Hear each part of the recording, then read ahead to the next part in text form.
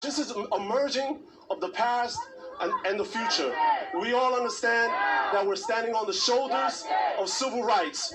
This is our civil rights now. This is our civil rights movement. This will change the world. And it's already changing America. Confederate statues memorializing the champions of slavery have been brought down, and new landmarks have emerged. In Washington, the mantra "Black Lives Matter" has been painted on the doorstep of the White House. As for policing, polls now suggest an overwhelming majority want clearly defined standards for when officers can use force and consequences for those who do so excessively. Yo, stop choking him, bro! Some cities have banned the controversial chokehold. This has been a time of fury and frustration, of greater understanding, of heightened recognition.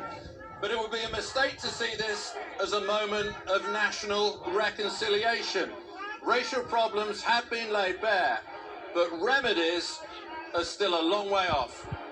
It's hard to see a consensus emerging around defunding the police, the demand from demonstrators to reduce policing budgets and reallocate the money to social programs. But protest leader Nalini Stamp does sense an important attitudinal shift. Whites finally acknowledging their privilege. There's this theory about pulling yourself up by your bootstraps, and privilege is just, something that we can't talk about. But white folks are realizing that they got a better set of boots than the black community ever did.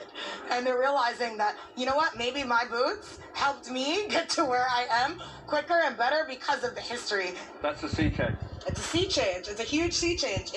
A tide is turning in this country, and we're a force to be reckoned with. In a nation born of protest, many have seen American beauty in what's largely been a peaceful movement. But history teaches us that when African Americans achieve progress, it's often followed by a white backlash.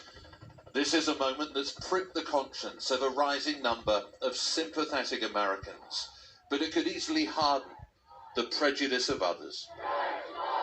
Nick Bryant, BBC News, New York. A health worker who spent more than 90 days in intensive care with coronavirus has been describing her astonishment at the reaction she had when she left hospital. Mandy Mitchell was one of the first to get coronavirus in North Devon. John Kay went to meet her.